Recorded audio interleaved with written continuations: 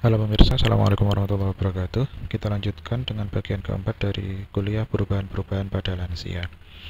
Kita akan bahas tentang perubahan pada sistem indera. Jadi, lansia mengalami penurunan pada indera pengecapan dan penciuman yang menyebabkan terjadinya berkurangnya nafsu makan.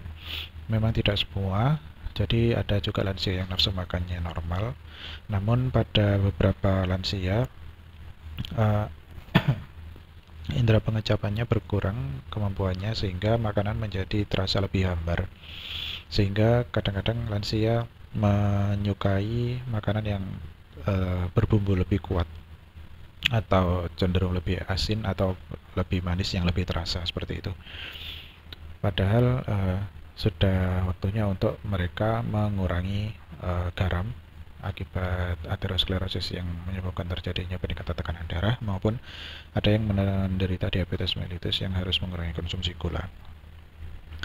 Selanjutnya terdapat gangguan serumen yang mudah mengering sehingga menutup lubang telinga.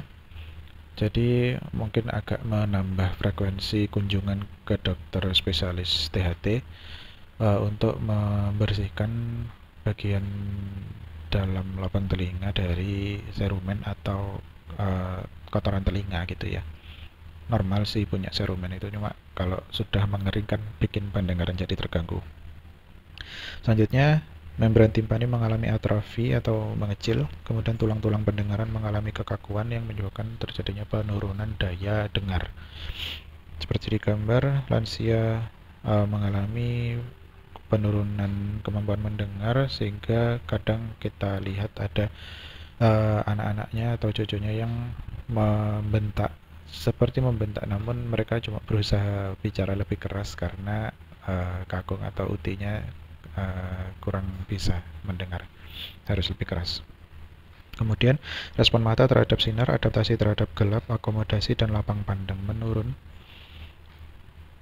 Jadi bisa menjadi salah satu tanda gejala dari kondisi katarak, glaukoma atau presbiopi, penyakit-penyakit mata yang ada hubungannya dengan peningkatan usia. Katarak itu yang kondisi di mana lensanya menjadi keruh, kemudian glaukoma itu peningkatan tekanan ya dalam bola mata, dan presbiopi itu mata tua, jadi terjadinya rabun dekat dan rabun jauh secara bersamaan. Jadi kebanyakan lansia butuh lensa ganda untuk kacamatanya, jadi yang bagian bawah untuk rabun jauhnya untuk membantu membaca, yang bagian tengah samping atasnya menjadi lensa untuk rabun dekatnya, membantu untuk melihat lebih jauh.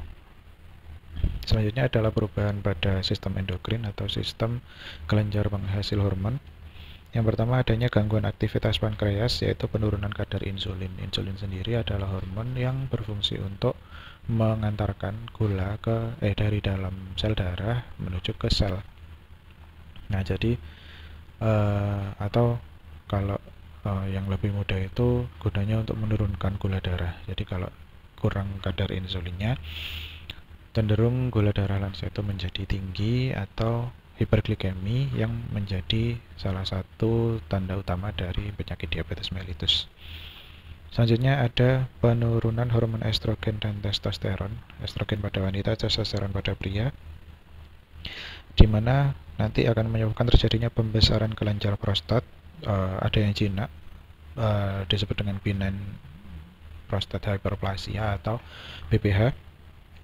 Ada juga yang ganas seperti kanker prostat ya. Kemudian hilangnya elastisitas jaringan mame atau payudara, jadi cenderung lebih kendur untuk payudaranya lansia perempuan. Kemudian berkurangnya ukuran uterus dan tuba fallopi. Jadi ukuran rahimnya menjadi mengecil. Kemudian ukuran tuba fallopi atau saluran yang menghubungkan antara ovarium ke uterus itu juga mengecil.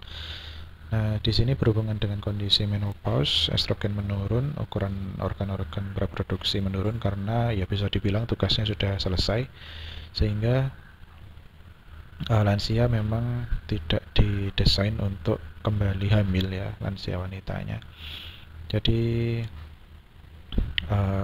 organ-organnya, ukurannya dikecilkan oleh gennya.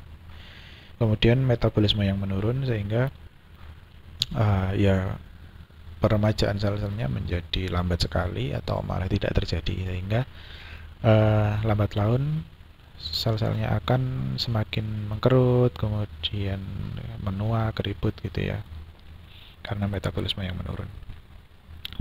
Terakhir, pada perubahan fisik adalah perubahan muskuloskeletal, di mana persendian lansia menjadi membesar dan kaku, kemudian sering menderita kram, sering juga menderita tremor atau gemetar. Selanjutnya, berkurangnya tinggi badan akibat ini. Jadi di ruas-ruas tulang belakang kita itu ada bantalan-bantalan. Silakan menonton kuliah anatomi fisiologi muskuloskeletal. Jadi bantalan-bantalan itu karena terdiri dari tulang rawan, karena sudah lansia, apalagi yang menderita osteoporosis, itu ukuran bantalannya itu menjadi berkurang, menjadi lebih pipih, yang awalnya kayak cakram atau disk gitu, menjadi lebih pipih, sehingga mengurangi panjang dari tulang belakang secara keseluruhan. Sedangkan tulang belakang itu adalah salah satu bagian yang paling panjang ya dari tubuh kita, sehingga kalau mereka ukurannya berkurang, ya tinggi badan lansia juga ikut berkurang. Kemudian postur yang membungkuk hubungannya dengan kondisi kifosis ya. Terutama osteoporosis dan kifosis terutama terjadi karena berkurangnya kalsium dan lebih sering pada wanita, dimulai sejak wanita menopause ya. Waktu belum menopause mungkin wanita sehat sekali, kemudian segera setelah menopause kondisi kesehatannya bisa menurun dengan drastis. Baik, saya cukupkan untuk sekian pada kuliah bagian keempat dari perubahan pada lansia. Sampai jumpa di video berikutnya. Assalamualaikum warahmatullahi wabarakatuh.